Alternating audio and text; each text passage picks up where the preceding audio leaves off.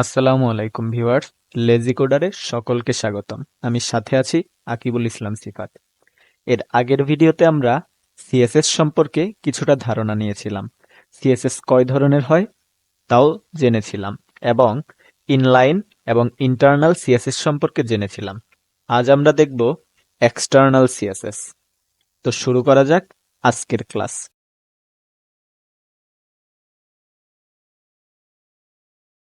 আমি আমার আগের ফোল্ডারটিকে ওপেন করছি, ডাবল ক্লিক। জাস্ট এতটুকু আমরা ডিজাইন করেছিলাম। ভিজুয়াল স্টুডিও আমরা এতটুকুই করেছিলাম, যেখানে আমরা করেছিলাম ইন্টারনাল সিএসএস এবং ইনলাইন সিএসএস। তো ইনলাইন আগেই বলেছিলাম, ইনলাইন সিএসএস মূলত লাইনের ভিতরে হয় এবং ইন্টারনাল সিএসএস মূলত একই পেজের ভিতরে কিন্তু লাইনের বাইরে। আর এক্সটার্নাল সিএসএস এই পেজেরই বাইরে। আমি যে ইন্ডেক্স এইচটিএমএল পেজে আছি এর বাইরে আমরা এক্সটার্নাল সিএসএস এর জন্য একটি ফাইল ক্রিয়েট করব। তো ফাইল ক্রিয়েট করার জন্য অবশ্যই আমাদের ডেস্কটপ ফাইলে যেতে হবে। আমরা এই পেজেই ক্রিয়েট করেছিলাম, আমাদের ক্লাস 1 ফোল্ডারের ভিতরেই থাকতে হবে। এইখানে জাস্ট আমরা লিখেছিলাম index.html। এইখানে আমরা নিচে আরেকটি ফোল্ডার ক্রিয়েট করব, যার নাম দিব, যেহেতু আমরা সিএসএস করব তাই নাম দেই সিএসএস ফোল্ডার। তো এর ভিতরে আমরা একটি ফাইল ক্রিয়েট করব আগের মতোই, টেক্সট ডকুমেন্ট। ফাইলটির নাম আমরা দিব style dot CSS. Just double click.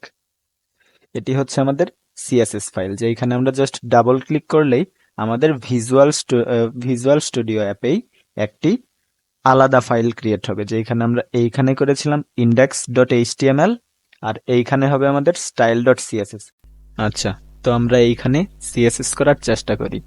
আমরা একটু ইন্ডেক্সে দেখে আসি। আমরা এইখানে H5 H6 1 2 3 4, তার মানে হেডিং সবগুলোই আমরা ইনলাইন এবং ইন্টারনাল সিএসএস দিয়ে ডিজাইন করেছিলাম। আমরা কি প্যারাগ্রাফ কোনো ডিজাইন করেছি?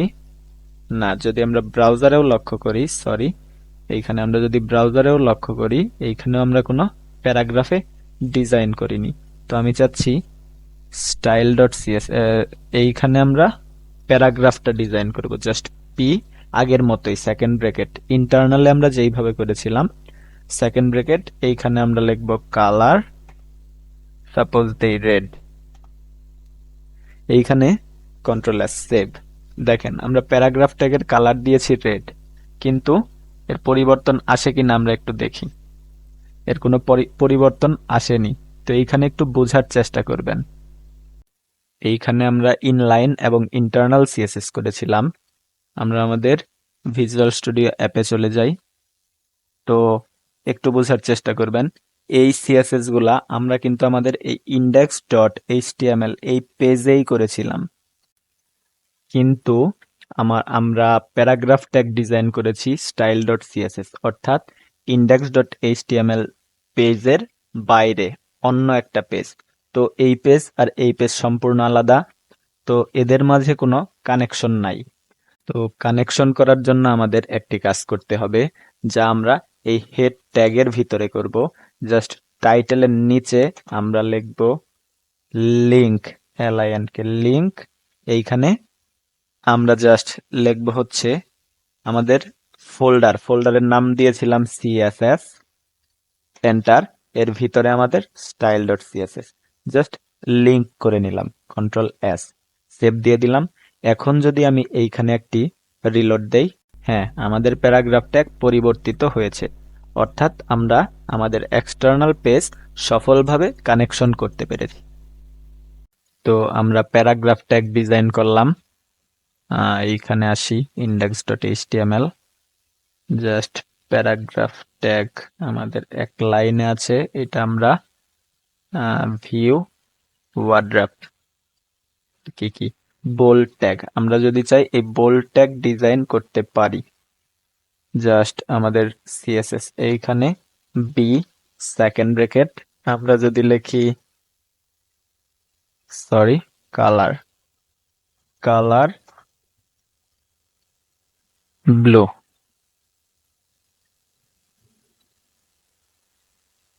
এটা আমাদের বোল্ড ট্যাগ ছিল। এছাড়াও আমরা স্প্যান ট্যাগ ইউজ করতে পারি। স্প্যান, আমরা দিব কালার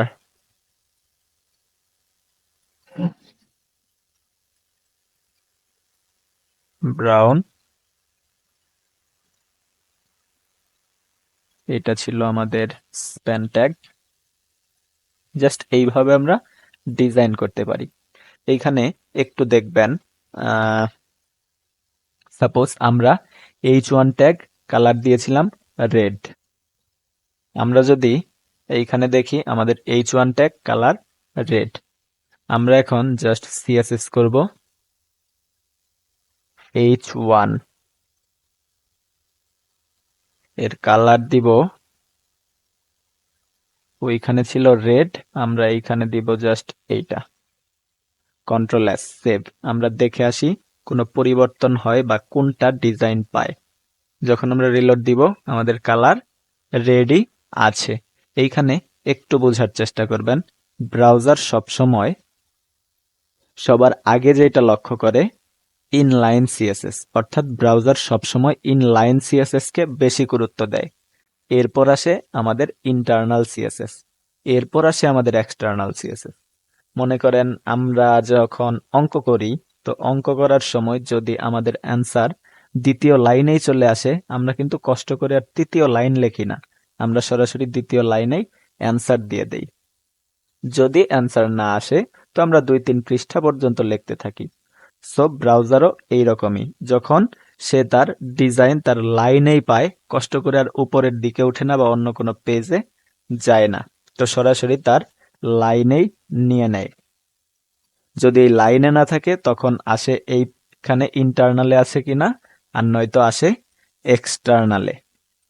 তো আমরা সব সময় চেষ্টা করব এক্সটার্নাল ডিজাইন করার জন্য, এক্সটার্নাল সিএসএস দিয়ে ডিজাইন করার জন্য। এক্সটার্নাল হচ্ছে ওয়েব ডিজাইনের স্ট্যান্ডার্ড একটা নিয়ম।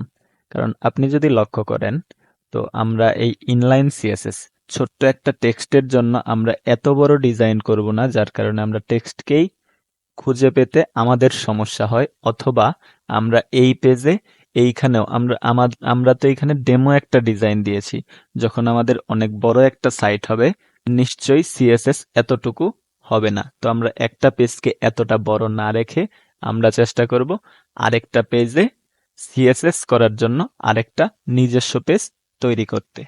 আচ্ছা, তো আমরা দেখি H1 ট্যাগ আমরা এক্সটার্নাল সিএসএস এ যে এই কালারটা করলাম, এইটা কোথায় গেল? তো আমরা ব্রাউজারে যদি ওপেন করি, এইখানে আমাদের কালার আছে রেড। তো আমরা একটা কাজ করব, দেখেন, জাস্ট মাউস থেকে রাইট ক্লিক করবেন। রাইট ক্লিক করলে সর্বনিচে যেই লেখা থাকবে ইন্সপেক্ট, এইখানে জাস্ট একটা ক্লিক দিবেন।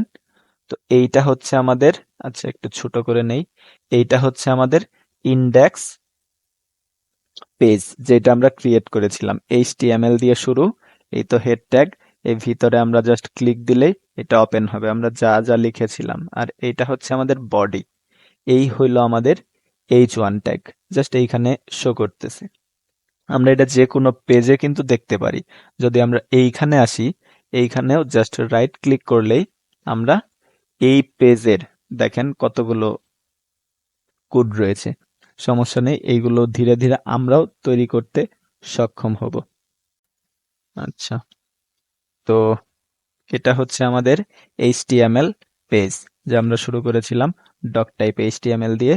এইখানে HTML এর যাবতীয় যা যা লিখেছিলাম সব এইখানে আছে।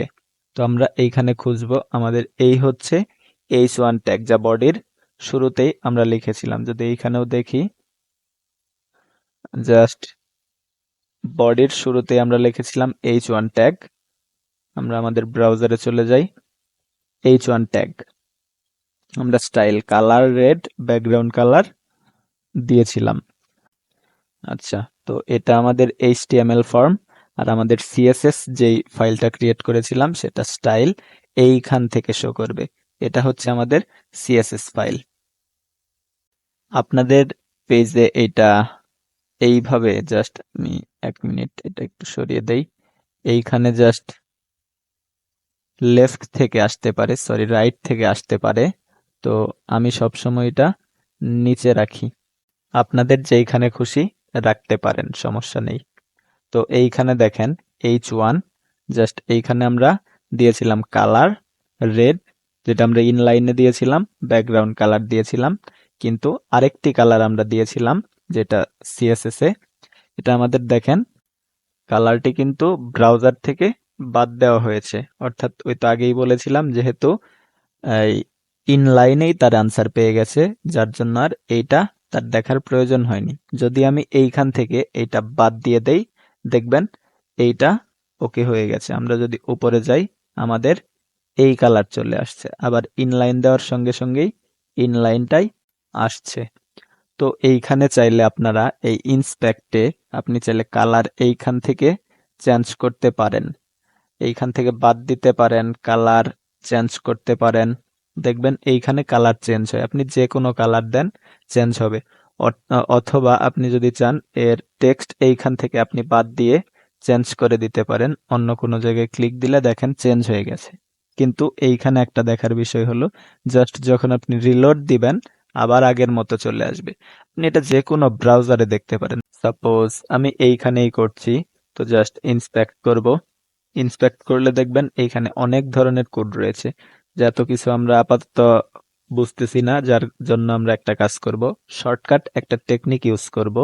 এইখানে জাস্ট অ্যারোতে ক্লিক দিলেই দেখবেন এটা নীল হয়ে গেছে।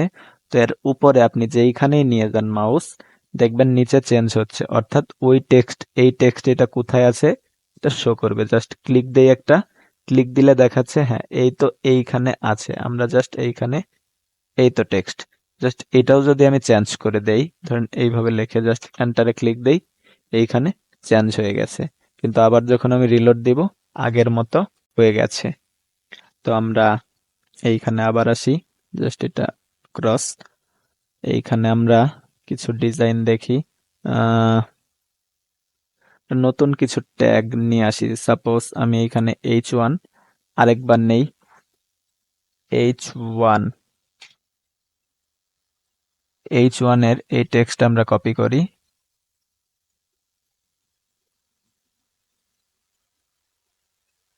Control S save. জাস্ট এটা আমি যদি এইখানে রিলোড দেই,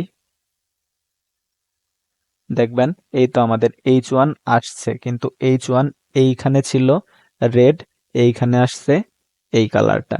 আমরা কিন্তু এই কালার H1 কে দেই নাই, আমরা জাস্ট H1 ট্যাগটা লিখেছি, কিন্তু এইখানে আমাদের H1 এ ইনলাইন করা আছে রেড, যার কারণে সে ইনলাইনটা পেয়েছে।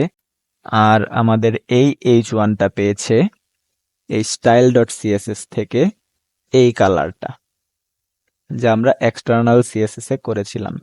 আমরা এইখানে যেই জায়গাতেই লিখি, সাপোজ এইখানে যদি আবারও লিখি H1 লিখে আমি যদি এইখানে এরকম কিছু লিখি, আমরা কিন্তু এর কোনো ডিজাইন করিনি, জাস্ট এইটা যদি আমরা এইখানে রিলোড দেই, দেখবো সবার নিচে এটাও সেম কালার, এটাও সেম কালার, এটাও সেম। আমরা এই পেজে, তার মানে আমরা এই পেজে যতগুলা H1 লিখবো, আবারও যদি লিখি H1, আবারও যদি এইরকম কিছু একটা লিখি, জাস্ট কন্ট্রোল এস সেভ দেই, ডিজাইন কিন্তু ওই একটাই। তার মানে আমরা এইখানে যা ডিজাইন করব এই HTML ট্যাগে, ওই ট্যাগটা সেম ডিজাইন, এই পেজে যতগুলো সেম ট্যাগ থাকবে সবগুলার ডিজাইন এই সেম হবে। সাপোজ এইখানে যদি আমি আরেকটু দেই ব্যাকগ্রাউন্ড কালার, দেই ব্ল্যাক, আরেকটা কাজ করি আমরা, আরেকটা যেটা জানি ফন্ট সাইজ দেই suppose 30 pixel, control S save, just reload. হ্যাঁ, প্রতিটা টেক্সট সেম ডিজাইন পেয়েছে। আশা করি সকলেই বুঝতে পেরেছেন। তো আজকের ভিডিওটি এই পর্যন্তই। পরবর্তী ভিডিওতে আমরা দেখব সেম ডিজাইনে, সেম ট্যাগের ভিন্ন ভিন্ন ডিজাইন, এছাড়াও অন্যান্য কিছু ডিজাইন সম্পর্কে আলোচনা করা হবে। তো সবাই ভালো থাকবেন, সুস্থ থাকবেন।